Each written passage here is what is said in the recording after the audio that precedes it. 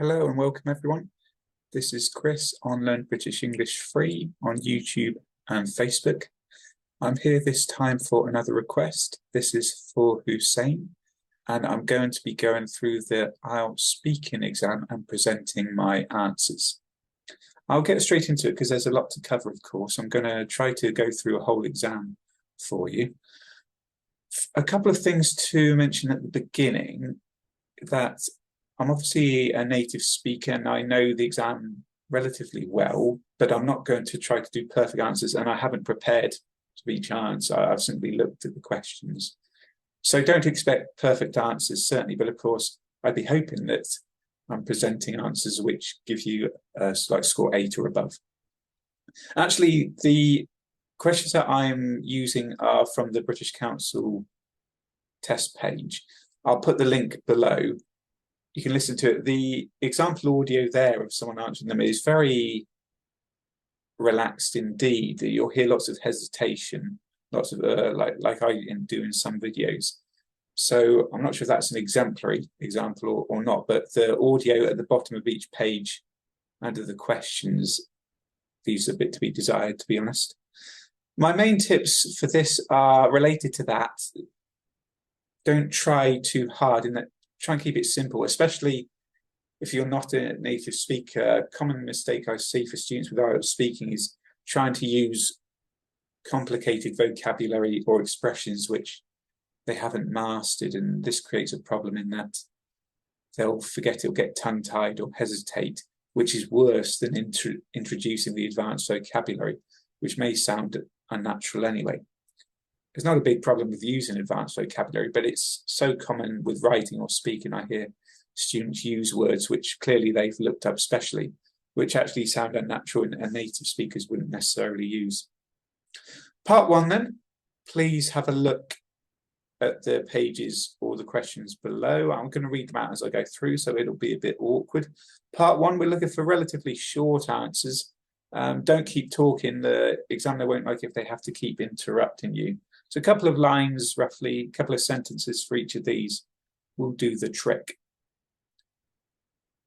As if I were starting the exam in person, I'd say, hello, my name is Chris Wortman. I'm from the UK. This is my passport. Thank you very much. The examiner would start like this. Okay, so let's start with talk about your work or studies. First question. Are you a student or do you work? I'm currently employed in work. I work part-time. I'm actually working for a university and it's online at the moment. Next question. What is your place of work like? Currently, as I'm online, I'm yet to travel there in person. I'm able to work from home, which is very convenient, and I'm lucky to have a good internet connection. So it's nice and easy to connect with my students. What do you like about your job? In its current form, it's very convenient. I'm teaching English for a university, so the students are very intelligent and motivated, and it goes without the stress of a lot of other teaching jobs that I've experienced. Question, is there anything you don't like about your job? My answer? At the moment, no, I'd say not. Like I said before, it seems to be less stressful compared to a lot of other roles I've had. The students are generally a pleasure to teach. So far, I'm enjoying it very much. Next part, the examiner is going to ask about free time. And the question is, do you have a lot of free time? For now, yes, actually, because I'm doing a flexible job and it's part-time hours technically for the moment until I travel to my university to teach in person. Question, do you spend your free time outside? I like to cycle a lot to get around. I live in Cambridge, which is cycle friendly. So I do that as much as possible. And if I'm not cycling, then I tend to go for a walk if the weather's nice. A lot of the activities I do inside, such as sports. What sort of things do you like doing outside? Mainly the exercising, as I mentioned before, cycling around the city, go for walks. I live near the river in Cambridge, so it's convenient to head out and walk along the river, especially if the weather is nice. Question, is there a free time activity you would like to try in the future? My answer, not one that I have at the top of my head for new activity. I would, though, like to pursue my sports of badminton and table tennis that I play a lot.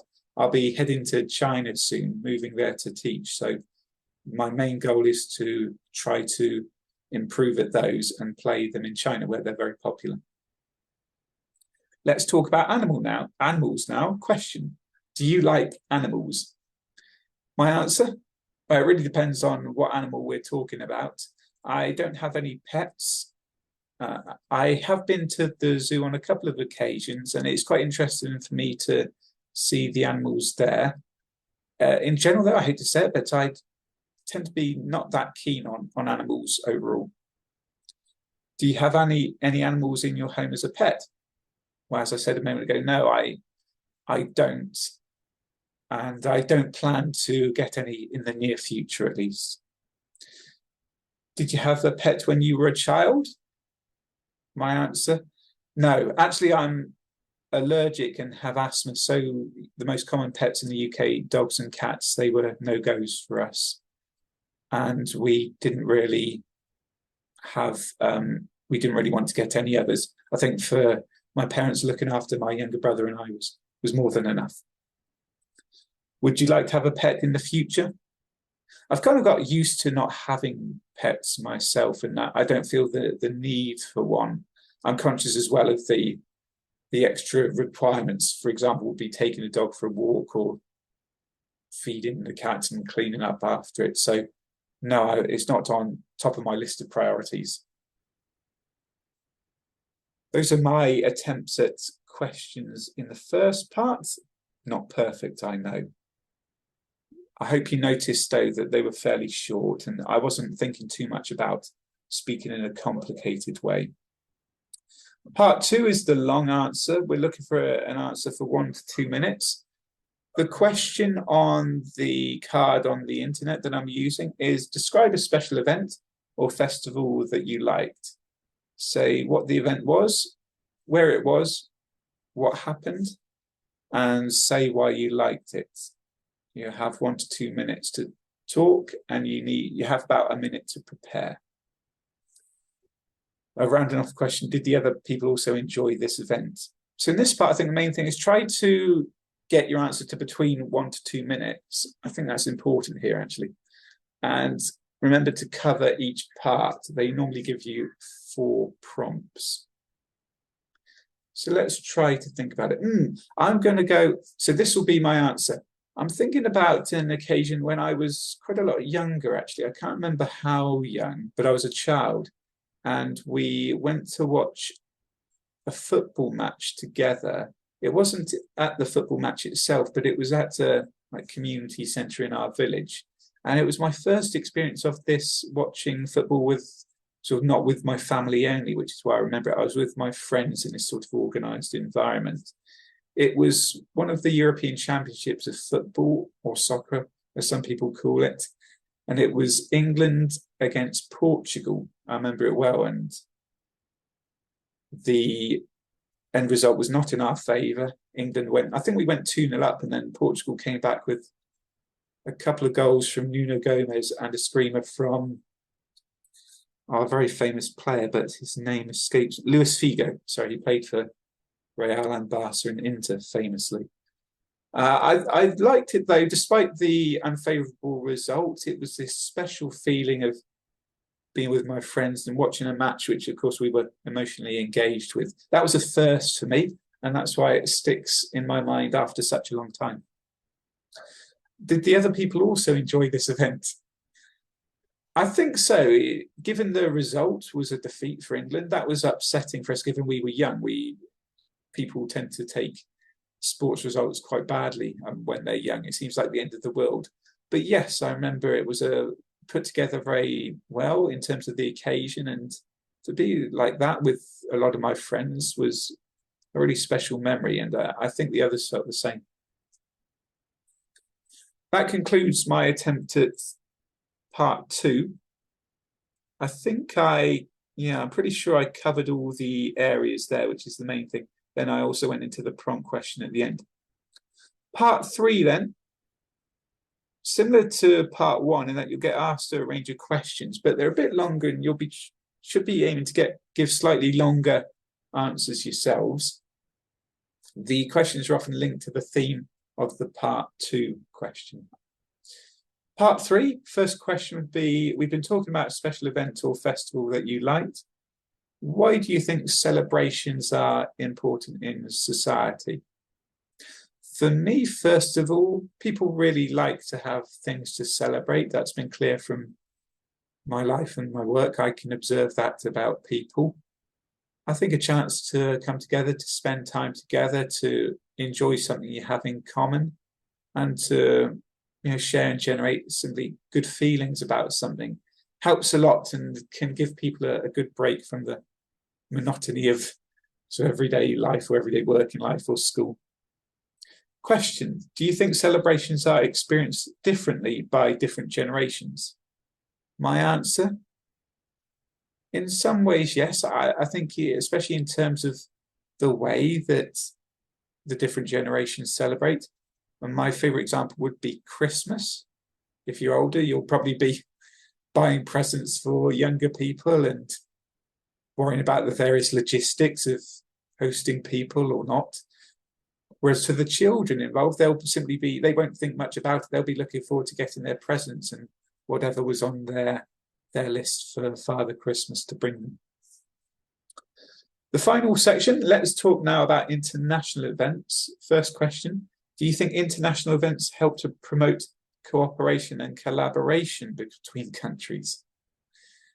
That's an interesting question. For me, I tend to be rather cynical about this. In terms of international sporting events, then yes, on the main part, a country will host them and each country will head over to participate. So that's relatively straightforward.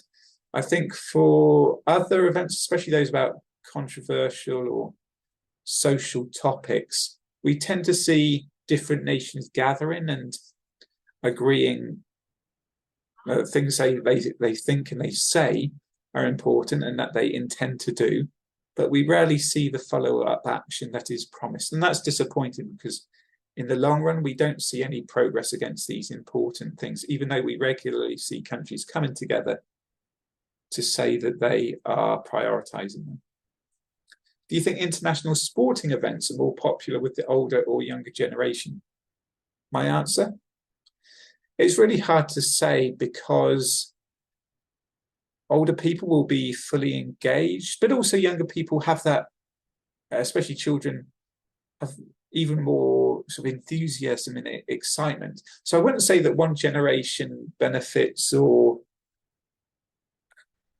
finds the sporting events more popular, but it's more about the emotional reaction, how they engage, how excited they become. And of course, each person is different. So there are adults that aren't interested in certain sports or most sports, and the same with children.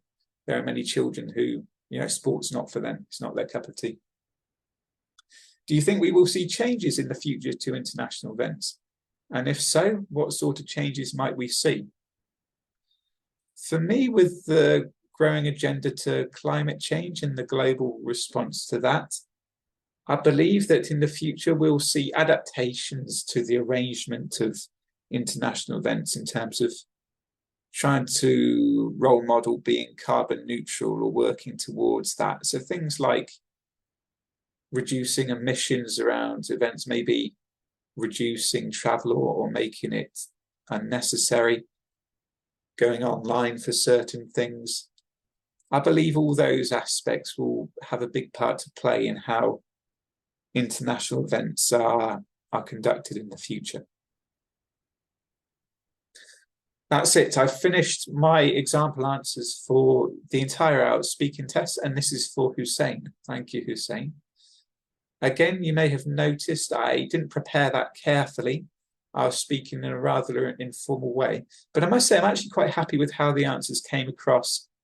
You need to focus on not only good grammar and vocabulary, but the fluency and pronunciation is an equal part of the marking criteria for IELTS.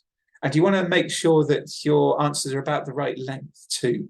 I think the examiner doesn't want to be prompting you too much or doesn't want to be cutting you off too much, because that might work against you, to be honest. So try to be careful about that. It's not exactly about having the perfect answers. That's it. This will be the last request that I have. I've done this for Hussein as a request, but it's published on Learn British English Free on YouTube and Facebook. You can see my other lessons there. My name is Chris. Thank you for watching. Goodbye.